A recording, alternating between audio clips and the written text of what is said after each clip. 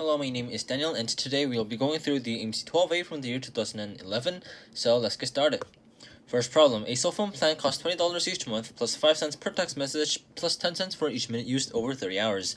In January, Michelle sent 100 text messages and talked for 30.5 hours. How much did she have to pay? So 20 is the base amount, so $20, plus, and then she sent 100 text messages. So 100 times 5 cents per text message, so $0.05, and then plus 10 cents for each minute used over 30 hours. So 30 minutes were spent over 30 hours, so 30 times 10 cents, which is 0.1. This is equal to 20 plus 5 plus 3, which is equal to $28. So that's the answer, it's D. Number 2, there are 5 coins placed flat on a table according to the figure. What is the order of the coins from top to bottom? Okay, this is obviously C, and then E, and then D, and then E, and then B. That's C, E, D, A, B, E. Number 3, a small bottle of shampoo can hold 35 milliliters of shampoo, whereas a large bottle can hold 500 milliliters of shampoo. Jasmine wants to buy the minimum number of small bottles necessary to completely fill a large bottle. How many bottles must she buy? Okay, so it has to hold 500 milliliters of shampoo, so it's 500 divided by 35, and this would be 100 over 7, which is 14 and 2 over 7. But then this is a whole number of bottles, so this must be 15 bottles, so that's the answer, it's E. Number 4, at an elementary school, the students in 3rd grade, 4th grade, and 5th grade run an average of 12, 15, and 10 minutes per day respectively. There are twice as many 3rd graders as 4th graders, and twice as many 4th graders as 5th graders. What is the average number of minutes run per day by these students? Okay, so if we just list the students, we have 3rd graders, 4th graders, 5th graders. There's twice as many as 4th, there are twice as many 3rd as 4th, and twice as many 4th as 5th. So if we have 1 5th grader, then we have 2 4th graders, and we have 4 3rd graders. They run an average of 12, 15, and 10 minutes per day. So if we say that this is a very small elementary school, and we have 4 3rd graders, 2 4th graders, and 1 5th grader, then this will become, then the average of everybody will be all over 7, and it's 4 times 12, because that's the 3rd graders, and 2 times 15 for the 4th graders, plus 1 times 10 for the 5th graders, right? So this is going to all be equal to 88 over 7, so that's the answer, it's C. Number 5, last summer, 30% of the birds living on Town Lake were geese, 25% were swans, 10% were herons, and 35% were ducks. What percent of the birds that were not swans were geese? Okay, so since 25% were swans, then not swans, that would be 75%, and geese were 30%. Right? So it's 30%, so this is going to be 30 over 75, which is 2 over 5, and so that is 40%. So 40% is the answer, it's C. Number 6, the players on a basketball team made some 3-point shots, 2-point shots, and 1-point free throws. They scored as many points with 2-point shots as with 3-point shots. Their number of successful free throws was 1 more than their number of successful 2-point shots. The team's total score was 61 points. How many free throws did they make? Yeah, so they scored 3 2 1-point shots, and let's say they scored A 3-point shots, B 2-point shots, and C 1-point shots. So because of that, we get that 3A equals 2B. The number of successful free throws was 1 more than the 2-point shots, so we get C equals B plus 1. So plugging all this back into there, the total score was 61. So that would give us 3A plus 2B plus C equals 61. Substituting these with the numbers with B, that will give 2B plus 2B plus B plus 1 equals 61. 61. So 5B equals 60. That means B is going to be equal to 12, right? And it asked how many free throws did they make, so we want C. So this gives us C equals 12 plus 1 equals 13. So 13 is the answer, it's A. Number 7, a majority of the 30 students in misdemeanors class bought pencils at the school bookstore. Each of these students bought the same number of pencils, and this number was greater than 1. The cost of a pencil in a cents was greater than the number of pencils each student bought, and the total cost of all the pencils was $17.71. What was the cost of a pencil in a cents? Okay, so this is in dollars, so that will become 1,771 cents.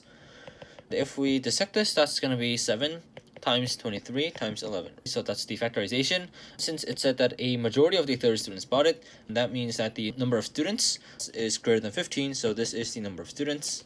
Right, so number of students were 23 students. The cost of a pencil was greater than the number of pencils. So comparing these two, the greater one is the pencil's cost. So that means this is greater, so this is the pencil's cost. So the cost of a pencil is 11 cents. The answer is B. Number 8, in the 8-term sequence A, B, C, D, E, F, G, H, the value of C is 5 and the sum of any 3 consecutive terms is 30. What is A plus H? Okay, so since the sum of any 3 consecutive terms is 30, so that means A plus B plus C and B plus C plus D must be constant. That means A and D must be equal. And same thing for B, C, D, and C, D, E. E must be B, right? So this is A, and B, and C is 5. So that means A, B, C, D, E, F, G, H, that's all going to be A, B, 5, A, B, 5, A, B, like that, right? So we want A plus H. This is A, and H is the last value. So this is H, which is equal to B. So we want A plus B. But C is 5, and their sum is 30. So A plus B plus 5 is 30. Plus 5 equals 30. That means A plus B equals 25. And that's our answer. It's C. Number 9. At a twins and triplets convention, there were 9 sets of twins and 6 sets of triplets, all from different families. Each twin shook hands with all the twins except his or her siblings and with half the triplets. Each triplet shook hands with all the triplets except his or her siblings and with half the twins. How many handshakes took place? Okay, so from here we can see that there were 9 of twins, so 18 twins in total, 16 sets of triplets, 6 sets of triplets, so 18 triplets in total. So for the number of twins, each twin shook hands with 16 twins, and half of them, so 9 triplets. So this is going to be 25 each. So there are 18 twins, so it's 25 times 18, but then each handshake is by 2 people, so it's overcounted by twice, so should be divided by 2. And for triplets, those would be 18 minus 3, so that would be 15, and then 15 plus 9, because triplets shook hands with half the twins, which is 9, and so this is 24 each. That means it's 24 times 18, and then same thing divided by 2, so these would sum to 9 times 25 plus 24, which is equal to 9 times 49 equals 441. So 441 is the answer, it's B. Number 10. A pair of standard 6-sided dice is rolled once. The sum of the numbers rolled determines the diameter of a circle. Whereas the probability that the numerical value of the area of the circle is less than the numerical value of the circle's circumference. Okay, so for this to happen, let's say the radius is r. That means pi r squared is less than 2 pi r. So dividing by pi r, that gives us that r is less than 2. And since we get the diameter, that means diameter d. This is 2r, so this is less than 4. So the diameter has to be less than 4, but then that's going to be the sum of the numbers rolled. And so for this to happen, that means that the sum has to be 2 or 3. So that's going to be 1 and 1, or 2 and 1, or 1 and 2. So this is just 3 possibilities. So it's 3 out of 36, because 36, this is 6 squared, and a pair of 6-sided dice is rolled.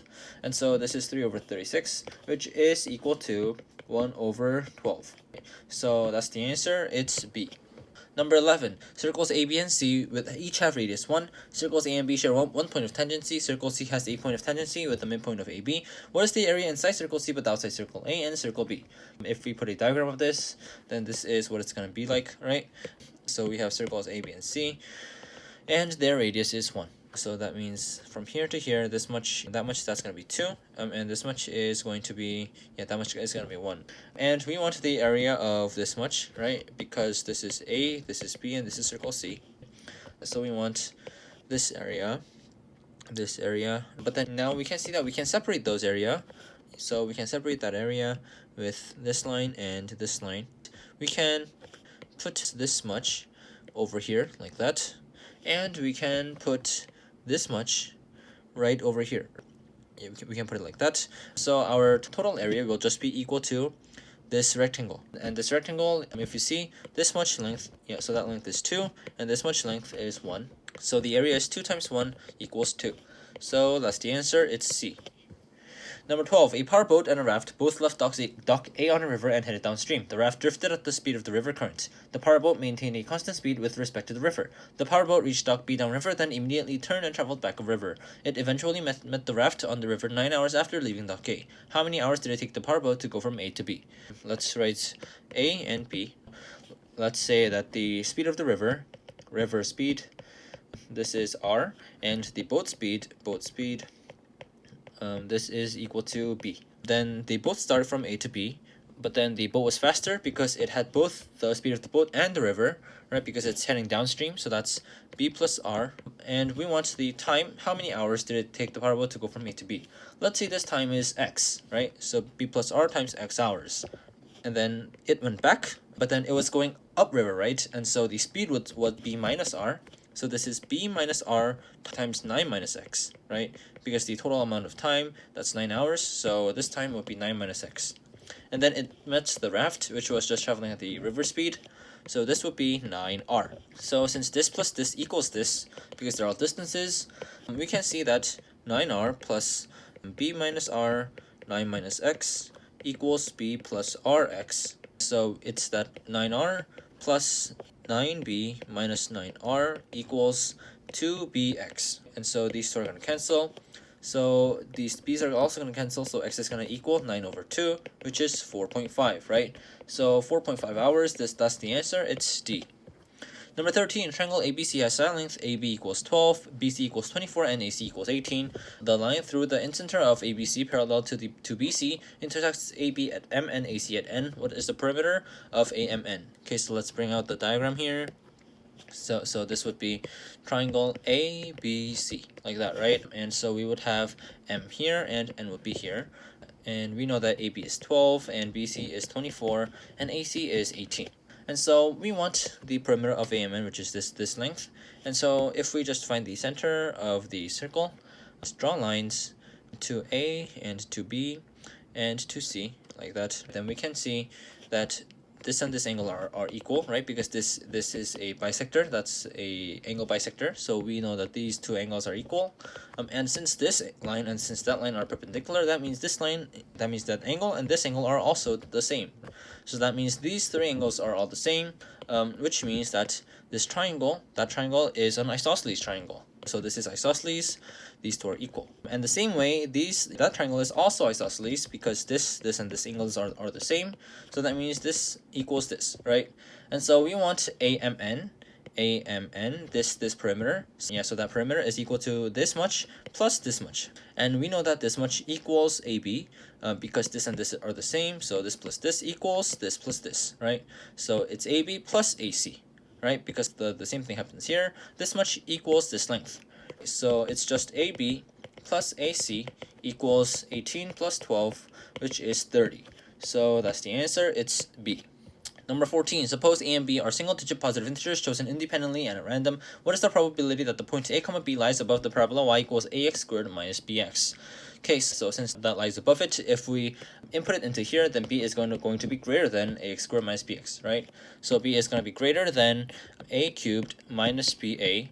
And so if we move this b over there, that's going to be b times 1 plus a is greater than a cubed. So b is greater than a cubed over 1 plus a.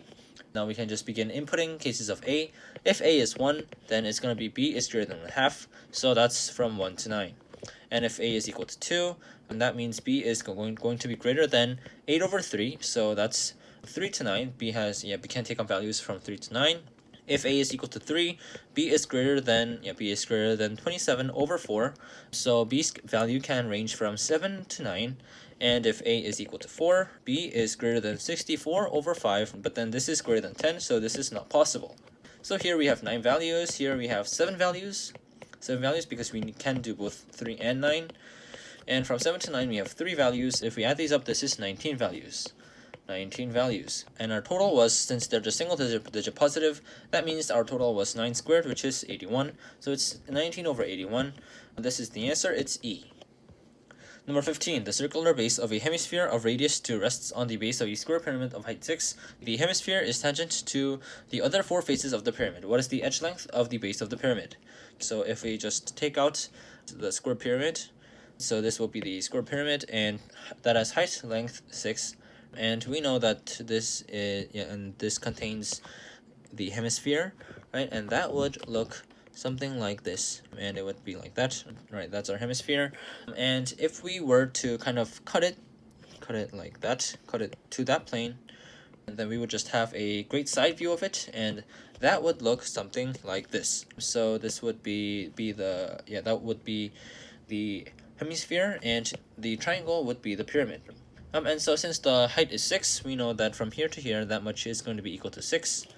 We know that the radius is 2, so we know that this length, that is going to be equal to, and we know that this is going to be equal to 2, right? So this length here, that's 2. Since this is a right angle, then we can now know this length. So this is going to be root 6 squared minus 2 squared equals root 36 minus 4, which is root 32. And that is going to be 4 root 2. 4 root 2, and so therefore we know the ratio of this to this, right? So that's going to be 4 root 2 to 6. But then now we can know this one because we know that this triangle and this triangle, they are similar, so the ratio of this to this is going to be equal to the ratio of this to this. And so if we say this is x, then we can get x over 2, that's this over this, that's going to be equal to 6 over 4 root 2. So this is equal to 6 over 4 root 2. So that means x is going to be equal to 12 over 4 root 2. And so this is going to be equal to 3 over root 2. So we want the edge length of the base of the pyramid, and so we want 2x. Because this much is the base of the pyramid edge length. So that means 2x is going to be equal to this times 2, which is 6 over root 2. This is 3 root 2. So 3 root 2 is our answer. It's A. Number 16. Each vertex of convex polygon ABCDE is to be assigned a color. There are 6 colors to choose from, and the ends of each diagonal must have different colors. How many different colorings are possible? Okay, so if we have ABCDE, right, then it's going to be like a star. So it's just going to be a pentagon, but let's just say that the endpoints are stars, right? And there are 6 colors to choose from, and we have 3 cases here. One is where the ends of each diagonal, they have all different colors. So yeah, so one is where all of these are different. That can only be possible when it's like A, B, C, D, E. Or the second case is when we use 4 colors, right? So 2 vertices have the same color. That's going to look something like AA, and then it's all going to be different, B, C, D. And then lastly, we can have 3 colors, right? 3 colors used. So that's going to look something like AA, B, B, and then C. Now we can just count the number of cases for each of these configurations. So for the first one, it's just all different. So this is just basically 6 times 5 times 4 times 3 times 2. And this one, this is basically, first of all, we have to figure out where this one will go. So will it go here or here or here or here or here? So that's 5 already. So that's 5 multiplied by, and then we have 4 colors. So that's 6 times 5 times 4 times 3. And then lastly, this one, this whole thing is symmetrical by C, right? Because these are the same and these two are the same, right? And so we have to choose where will the lonely color go. So will it be here, here, here, here, or here? So that gives us 5 already. So that's also 5. And then since we're only using 3 colors, that gives us 5 times 6, 5, 4. And so now we have to add all of these together. So if we do that, we can take out 6 times 5 times 4, like that, and like that, and like that. So that will be 6 times 5 times 4 times, and then 6 plus 5 times 3, 15, plus 5, right? So this is going to be 120, that's this much, times 26. And this is going to be equal to 3,120. So there we have it, our answer. So the answer is C. Number 17. Circles with radii 1, 2, and 3 are mutually externally tangent. What is the area of the triangle determined by the points of tangency? Okay, so if we put our diagram here, that's going to be our diagram, right? That's what it's going to look like. This is the circle with radii 1, 2, and 3. Since this has radius 1, and this is 2, and this is 3, that means the side length ratios are 3 to 4 to 5. So that's a 3 to 4 to 5 triangle. That means this is a right angle. And we want the area of the triangle determined by the points of tangency. So that basically means that we want the area of this triangle. So this triangle right here. And we know that this area is going to be the full triangle. So it's this full triangle minus 3 of these parts. Minus this one, minus this one, minus this one. Minus the others. Let's just say that.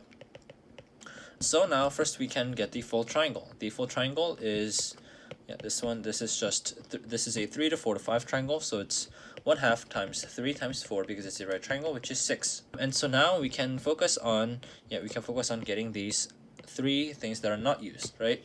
If we look at this one, this is just going to give us an area of 1 times 1 times 1/2, 1 times 1 times 1/2, because this is a right angle. So that's so this is just gonna be 1/2. And next is this area. We know these 2 lengths, and we know the sine of that length, which is 4 over 5. And so since we know that the area of a triangle, if we have a, b, and theta, then the area is ab sine theta, is half of ab sine theta. We can use that here, and so we can get that the area is equal to half of 2 times 2 times 2 times sine theta. That's just this over this, so that's 4 over 5. So this is going to be equal to, these 2 cancel, so that's 8 over 5. And lastly, we have this triangle, and we can get that area by the same thing, by this formula. And so this area is going to be 1/2 times 3 times 3, right? 3 times 3 times, and then sine of this angle, the sine of that angle will be this over this, which is 3 over 5. So it's times 3 over 5. So this is equal to 27 over 10. So this is the full triangle minus the others, which is just equal to full, which is 6, minus, and then what this, and that. So that's going to be 1/2 minus 8 over 5 minus 27 over 10. And so this is what we want. This is going to be 6 minus 48 over 10. And this is just going to be 6 minus 24 over 5, which is equal to 12 over 10. This is 6 over 5. Yeah, so that's the answer. It's 6 over 5. It's D. Number 18, suppose that the absolute value of x plus y plus the absolute value of x minus y equals 2. What is the maximum possible value of this? It can also be written as x minus 3 squared plus y squared minus 9, because this is going to be plus 9 minus 9, and then this is going to be this, right? And then now we see that this value has to be as negative as we can make it within these boundaries. But then those boundaries, if we draw a graph of them, then that's going to be like this with 1 and minus 1, and like this with 1 and minus 1. So the maximum of x is 1 and the minimum of x is minus 1. So the minimum of x is minus 1. This is going to be minus 4 squared, and then plus y, that should be 1. So plus 1 squared equals, and then we have to do the minus 9 also. This is going to equal 16 plus 1 minus 9 equals 17 minus 9, which is equal to 8. So this is the answer. It's D. Number 19, any competition with n players, the number of players given elite status is equal to the 1 plus floor of log 2 n minus 1 minus n. Suppose that 19 players are given elite status. What's the sum of the two smallest possible values of n? We know that this is equal to 19. That means if this goes over to 19, right? So since this is 19, if this goes over, then that means that n plus 19 equals 2 to the, and then 1 plus floor of log 2 of n minus 1, this much power. That means that this is just like 2 to some power. That means n is equal to 2 to some power minus 19. And so we want the two smallest possible values of n, sum of 2 smallest n. So this is going to be equal to 2 to the something plus 2 to the something minus 38. And that means that these values, those values are the possible n sums. That means if we add 38 to them, then we're going to have something that has 2 to the power of something plus 2 to the power of something form. And so if we add 38 to everything, then we're going to have 76, 128, 192, 444, 1062. Now, if we look at 192, this is equal to 64 plus 128, which is 2 to the 6th power plus 2 to the 7th power, right? So that is in this kind of form, and so 192, that is the answer. That is choice number C. So C is the answer. Number 20, let fx equal ax squared plus bx plus c, where a, b, and c are integers. Suppose that f of 1 equals 0, 50, and f7 is between 50 and 60, f8 is between 70 and 80, and f100 is between 5000k and 5000k plus 1 for some integer k. What is k? Okay, so since we have 3 values of f, actually 3 ranges of f, and this value, but then since ABC are integers, we can actually get those ABC values. So since first of all f1 is 0, so a plus b plus c, this is 0, and next f7 is between 50 and 60, that gives us, if we put 7 into there, that means it's 50, and then no equal sign, 50, and that will be 49a plus 7b plus c, this is less than 60, right? But then if we subtract a plus b plus c, because it's 0, so that would have no impact, that means 50 is greater than, and so it's 48a plus 6b, less than 60. And so if we divide everything by 6, then that will give us 50 over 6, which is 25 over 3, and then that's going to be 8a plus b less than 10. But then since 8a plus b, that should be an integer, that means that this is 8.8n 1 over 3, so that means this should be equal to 9, right? So 8a plus b equals 9. For this one, f8 is between 70 and 80. That means 70 is greater than, and then f8. If we put 8 there, that will become 64a squared plus 8b plus c. This is less than 80. And that means, so 70, and then if we subtract a plus b plus c here again, because that's also 0, so 70 is going to be less than, and then 63a squared plus 7b is less than 80. So if we divide 7 from everything, that's going to give us 10 and then 9a plus b and then 80 over 7. So this is going to give us that this is equal to 11, because that's also an integer, right? So 9a plus b equals 11, right? So using this, right? So we have 3 variables and 3 equations. So now we can get a, b, and c. From these two, we can easily get that a equals 2, b equals minus 7, and from this one, we finally get that c equals 5, right? And so we can get f100. So f100, this is going to be equal to 20,000 minus 700 plus 5, which is 19,305. And this is between 5,000k and 5,000k plus 1. This is between 15,000 and 20,000. And so that means this is when k equals 3. So k should equal 3. So k equals 3. 3 is the answer. It's C. Number 21, let f1x equal the root of 1 minus x, and for integers n is greater than or equal to 2, let fnx equal fn minus 1, root of n squared minus x. If n is the largest value of n for which the domain of fn is non-empty, the domain of fn is C. What is n plus C? We are going to get to like the answer in like after not much time. Let's just try to do everything. F2, this is going to be root of 1 minus root of 4 minus x, right? For this, the domain is, this is between 0 and 1, so that means 0 root 4 minus x is less than or equal to 1. So that means x is between, so that means x is greater than or equal to 3 and less than or equal to 4. And f3, this is going to be root of 1 minus root 4 minus root 9 minus x. Same thing with this one. It's going to be 3 and then 9 and then root of 9 minus x, and then less than or equal to 4. So that's going to give us that x is minus 7, x is greater than or equal to minus 7 and less than 0. But then this is all non-positive, so if we want to get f4, then then we can't work with these negative values. So the only possible domain is 0. So that is when it's, that's when it's 16 minus x. So root 16 minus x equals 0. That means x equals 16. That's our next domain. And so for f5, we are getting that root 25 minus x equals 16, because that's the only domain.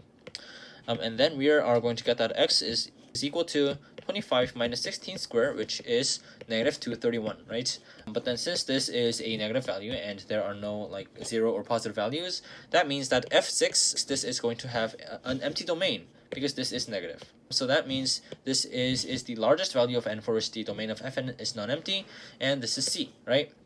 So this is C, and 5 is equal to n, right? So n plus C, this is going to be equal to 5 minus 231, which is negative 226. So that's the answer. It's A. Problem number 22. Let R be a unit square region and n is greater than or equal to 4, an integer. A point x in the interior of R is called n-ray partitional if there are n rays emanating from x that divide R into n triangles of equal area. How many points are 100-ray partitional but not 60-ray partitional? Let's first draw this unit square. So this will be our unit square, right? And let's just see a point x like that, right? That's just a random point. The first thing that we have to notice is, since the rays divide R into n triangles of equal area, from this point it must reach the corners, right?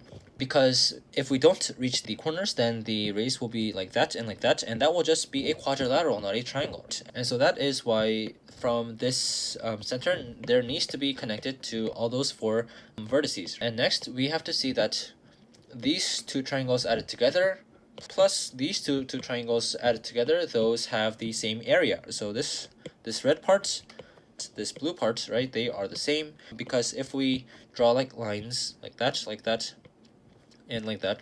So first, look at this part, right? Here red equals blue. Same for here, red equals blue. Same thing, red equals blue, and red equals blue. So for the whole thing, all of red is equal to all of blue. So that just proves that that the area of blue is equal to the area of the red. Yes, now let's look at the 100-ray partitional clause. So for this to be 100-ray partitional, since these two and these two, they share 50-50, right? That means these two will have 50 rays. If this has like A triangles, then this will have 50 minus A triangles, right? And if this has B triangles, then that means this has 50 minus b triangles, right? So if we put some lines from here to down here like that, and from there horizontally like that, this would be that length would be a over 50, and this length would be b over 50, right? This length will be b over 50 because there will be 50 triangles in this much, but then here we have just a of them, so that will be a over 50. So this length, that's a over 50, because this times this, that's half of the area. So same thing, since this plus this, that has 50 of the rays, that means this has to be b over 50, since this much has b triangles. So this is for the 100 ray partitional. For this we have a over 50 and b over 50. That's for the 100 ray partitional.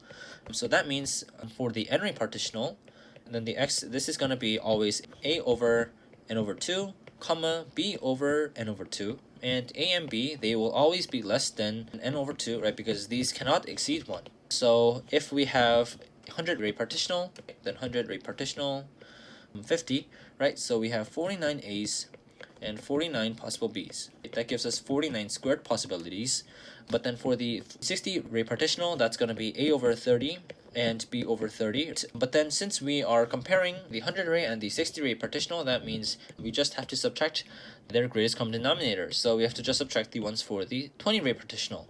And so if we have the 20 ray partitional, then that's going to be a over 10, comma b over 10. And this is going to have a and b are going to be less than 10, so 9 a's and 9 b's. This is going to give us 9 squared, right? Our total amount will be 49 squared minus 9 squared. 49 squared minus 9 squared is going to be equal to 49 minus 9, 49 plus 9, which is 2,320. So that is our answer. It's C. Number 23, let fz equal z plus a over z plus b and gz equal ffz, where a and b are complex numbers. Suppose that the magnitude of a is 1 and gg is z for all z for which g of z is defined. What is the difference between the largest and smallest possible values of the magnitude of b? Okay, so since we know that ggz is z, that means z is going to be equal to ggz, but then since each g is ff, that means we want 4 f's of z. So let's say that is just f to the 4th of z. Now let's just let z equal negative a.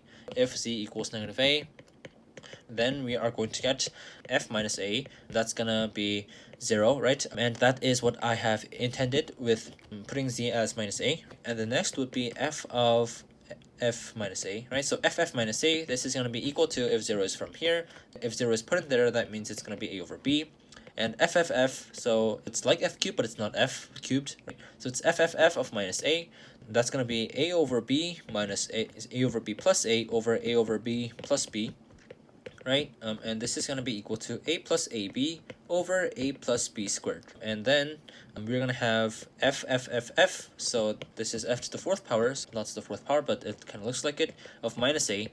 That is going to be this much plus a plus ab over a plus b squared plus a over a plus ab over a plus b squared plus b. So that's all that we need now. So f to the 4th of a, that is this much. If we multiply this to both the numerator and to the denominator, this is going to be a plus ab plus a times a plus b squared over a plus ab plus b times a plus b squared. But then since this is f to the 4th power of minus a, and fz and f4th z equals z, that means this is all equal to negative a. So if we multiply this value and put it over there, that's going to give us, that's going to go here, and so it's like this, right? And so from here, and so this is going to give us, if we divide by a, right, because we can divide by a, this goes away, that goes away, that goes away, and this goes away, so this is going to give us 1 plus b plus a plus b squared equals negative, and then all of these are set free, so like we will take all the parentheses away. That's minus a minus ab minus ab minus b cubed. And so if we move them all here, so if we move them all there, then that's going to give us b cubed plus b squared plus 2a plus 2ab plus b plus 1 equals 0. And if we factor this, we can get b plus 1 times b squared plus 2a plus 2a plus 1 equals 0. So from that, we can get that b equals negative 1. So the magnitude of b, this would be 1. But then for here, it's that b squared equals negative 2a minus 1. But then the magnitude of, so b squared equals minus 2a minus 1, and the magnitude of a is 1. And since a and b are complex numbers, that means that a can be on a plane like that. But then since it's minus 2a, that means the radius is 2. But then since it did a minus 1, that means it is moved like that. So it's moved left of 1 like that. And so its center is going to be at negative 1, and here it's going to be 1, and here it's going to be negative 3, right? So since b squared equals negative 2a minus 1, for b squared to be its maximum, then it should be here. So this is for b squared. So b squared equals negative 3, then that means b is root 3i. That means b is plus or minus root 3i. This gives us that the magnitude of b, this is going to be equal to root 3. And then its minimum is when b is right here. So this is going to be b squared equals 1. So b is plus or minus 1. So the magnitude of b is going to be 1, right? And so our values are the magnitude of b can be either 1 or root 3. So that's the maximum and the minimum. So this is the maximum. The minimum is 1. And so the maximum minus minimum is equal to root 3 minus 1. So this is the answer. It's C. Number 24. Consider all quadrilaterals ABCD such that AB equals 14, BC equals 9, CD equals 7, and DA equals 12. What is the radius of the largest possible circle that fits inside or on the boundary of such a quadrilateral? Okay, so we're going to have quadrilateral ABCD, so that will like this. Inside of this, we are going to have a circle. So we're going to have this circle inside of it. So let's label it. Let's say this is A, this is B, this is C, and this is D. And we want the radius of the largest possible circle that fits. That's why these are all tangent, right? So ABCD, that would be a cyclic quadrilateral. Next, we can draw all those values from the center up to like these corners and those points of tangency and whatnot, right? And these are the points that we are going to get, right? So those are the points. So now we know that these are radii. These four, those are radii. So let's say that the radius is R. So this is R, R, R, and R, right? Next, let's say that that length is X. If this is X, AB is 14, BC is 9, CD is 7, and DA is 12. So this much is going to be 14 minus X. And we know that this and this are those are congruent. So this is also going to be 14 minus X. 14 minus X. So this is going to be minus 5 plus X. So this is also going to be minus 5 plus X. Minus 5 plus X. And let me erase these. Right, and so then this is going to be, so the whole thing is 7, so it's 12 minus X. So if this is 12 minus X, then if this is 12 minus X, then obviously this is just equal to X. Now if we see that this angle is A, then this angle is 2A, this angle is 2A, and this whole angle is 180 minus 2A, because this is a cyclic quadrilateral, right? So if this is A, that means half of that angle, that is 90 minus A. It's going to be 90 minus A, like that, right? Now, and since this is A and this is 90 minus A also, and we know the tangent of that and the tangent of that. And so we can see that the tangent A, that's going to be R over X, and tangent C, which is tangent 90 minus A, this is going to be R over X minus 5. But then tangent A is cotangent of 90 minus A, right? So this is going to be 1 over tangent 90 minus A.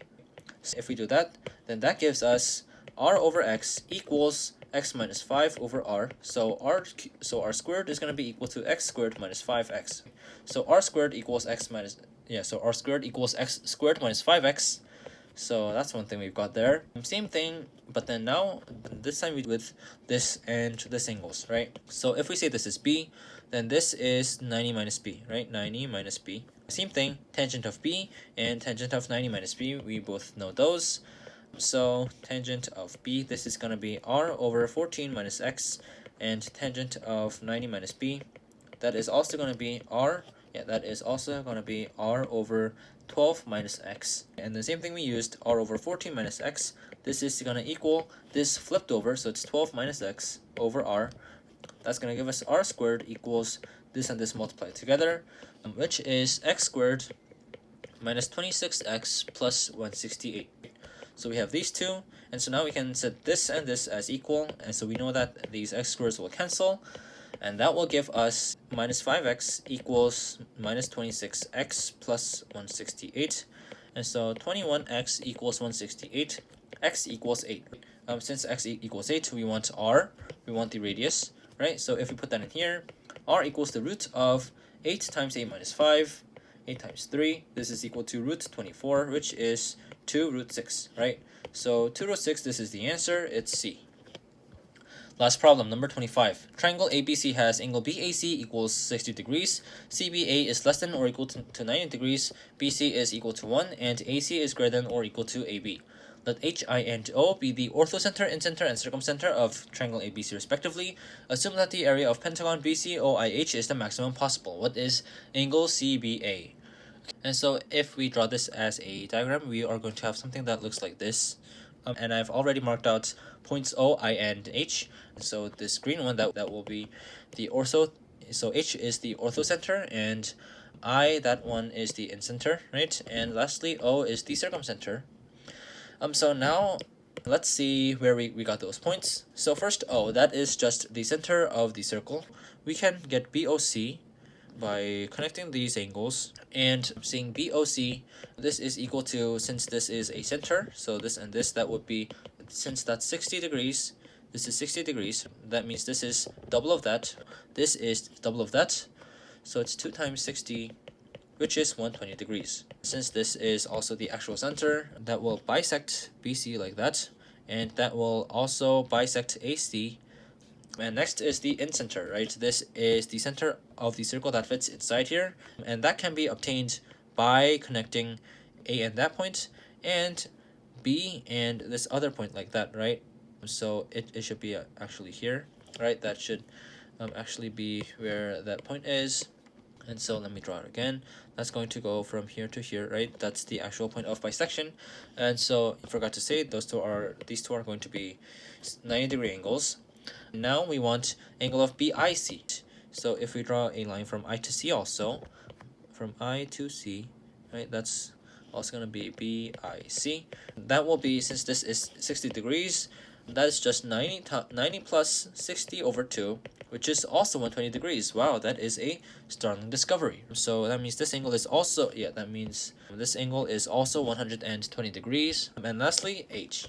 H is the orthocenter, so that we will get if we put a line from B to this right angle of AC, and also if we put a line from C to AB to make a right angle like that. So H is the intersection of those 2 points. We also want to get BHC like that. So BHC, that will be K. So, but we don't have a way to find out that directly. So what we can do instead is from H, we can drop a perpendicular line until it reaches BC. And if we connect those lines and this line also, then we can find that this BHC triangle, that is equal to this new triangle, right? Let's call this point H prime, like that, right? So then we can notice that ABH prime C, that is going to be a cyclic quadrilateral, right? And so since this is 60 degrees, that must also be 120 degrees. So this is 120 degrees. But then since BHC is equal to BH prime C, that means this angle is equal to that angle. And so this is 120 degrees, so this is also 120 degrees. So BHC, we find that it is also 120 degrees, right? And this is an amazing discovery because we see that BOC, BIC, and BHC, they are the same angle.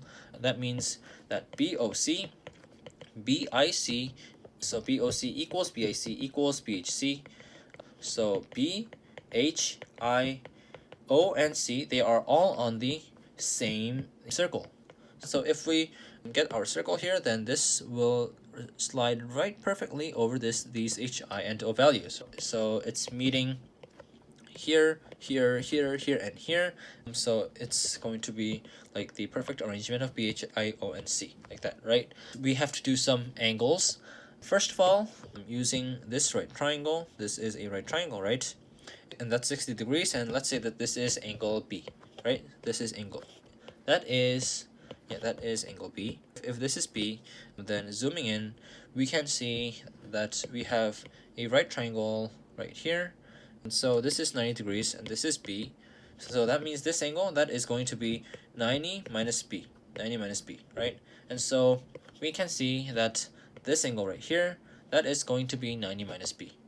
That is, this is HCB. So HCB, angle HCB equals 90 minus B, right? 90 minus B. Let's take a look at AOC here. This is A, this is O, this is C. So if we look at that, we can draw a line from O to A, right? And so now we will get this triangle. It will be isosceles because AO and OC, they are both radii. And also, since O is the center, and AOC, that is the center angle, and ABC, that's angle with here, that means if we have AOC, then this angle will be 2 times of B, right? So this is going to be 2B, right? So since this whole thing is 2B, that means if we cut this in half like that, so this much, that's just going to be B. So if we have this triangle here, now this is going to be B, and this is a right triangle. That means that this angle, this part of the angle, that's also going to be the same. That's 90 minus B.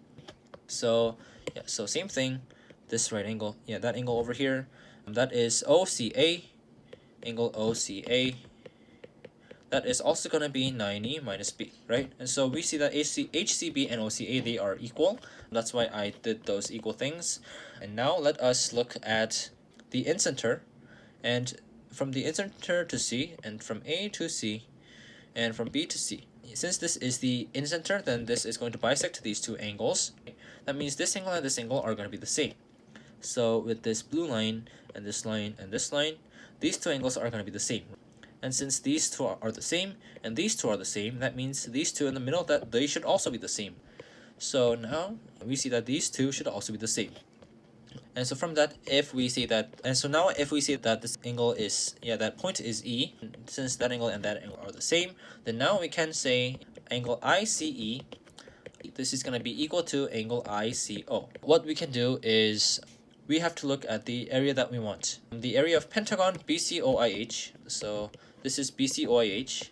I'll just do that again. BCOIH is, that is the maximum. Now we can see that BCOIH, that has to be the maximum possible, right? And so right here, if we trace out BCOIH, then that's going to be this line, that line, and this line over here, HI and IO, OC, and then all the way back to BC, like that, right? So that is going to be our pentagon. But then, yeah, but it said that BC equals 1, right? So BC, this angle is equal to 1, so that length is equal to 1. If we divide it by OB, if we divide it by OB like that, then we know that OBC, so that this triangle, this has a fixed area. That's because we saw that BOC is 120 degrees, so this is 120 degrees. That means this bisected half, that would mean this is 60 degrees, and this would be 90 degrees. And so since this is a 60, 30, 90 triangle, that means this length is set. That means the entire area of triangle BOC, this is set, right? So this is fixed. And so we don't care about BOC because it's a fixed number. And now we will just focus on BHIO, this part, right? And so what we have said is that BCOIH, this is the area that we want to maximize. This is equal to this length, which is BHIO, so that area, BHIO, plus this triangle, BOC, right? And this is fixed. And so now what we want to do is maximize BHIO, right? So this is what we have to do, maximize BHIO. And so if we take a closer look into BHIO, but then before we look at BHIO, let's go back to the fact that ICE equals ICO. So we know that this and this, they are equal. So they are connected to, so if we look closer, they are connected to this triangle and HI and this triangle, right? And since these two are equal, that means these two must be also equal, right? So these lengths must be equal. So HI and IO, they have equal lengths. And so if we just put that HI and IO, they have equal lengths, like that, right? And so now let's zoom into here, BHIO further, right? And so we have BHIO right here, right? That's what BHIO is going to look like. Let's say that K is the midpoint of BI, of the arc BI. And so if we have arc BI, then the midpoint of that is going to be K. That's not necessarily H, but it might be. So zoom in, we are going to see that from B to I, we are going to have this line, and this bisector, that perpendicular bisector, that right here, this will be K, right? So this from here to there, this point will be K, right? This is K, and from here to back to I. So this is going to be BIK triangle. And now we know that the triangle of BIK must be greater than or equal to the triangle BHI area, because BHI and BIK, they have the same area, they have the same base, but K always will have the maximum height, right? So since K always has the maximum height, BIK, that will always be greater than or equal to BHI, right? But we wanted to maximize BHIO. So to maximize BHIO, that means that H must be equal to K. This must become an equal sign. So for that to become equal, that means H has to become K, right? And that means H has to become K. Therefore, H is the midpoint of arc BI. Yeah, so if H is this midpoint, then that means this and this area, that means that those two are the same. So this gives us that BH equals HI equals HO. So now, since we have BH equals HI equals HO, let's write here, right? So BH equals HI equals HO. So from this, we can see that even this angle, so that is also same. So now we see that these three are all the same. But then as before, that would mean that, so we know that BH equals HI equals HO, right? Then that would give that BCH equals HCI equals ICO, right? These are angles. And if you see BCH, that's this angle, HCI is this angle, and ICO is this angle, right? So these three must be the same, right? Because they have equal lengths, right? But then we know that this and this, they are the same. So this must also be one of these yellow angles. Now is the grand finale. We knew this triangle. Yeah, so we know this triangle. This triangle, this is 60 degrees and this is 90 degrees. That means from this to this angle is 30 degrees, right? So since this red angle is 30 degrees, that means each of these yellow ones, they are 10 degrees. Each of these yellow ones, this is 10 degrees. That means this whole thing, so all of this is going to be 40 degrees. Now we have ABC, and we have this angle, and we have that angle, because this is 60 and this is 40. And what we wanted was CBA in the first place, that was this angle. So now we can say that CBA equals 180 minus this 60 minus this 40 is equal to 80 degrees. So that's our answer, it's D. So that was it for the AMC 12A from the year 2011, and thank you for watching.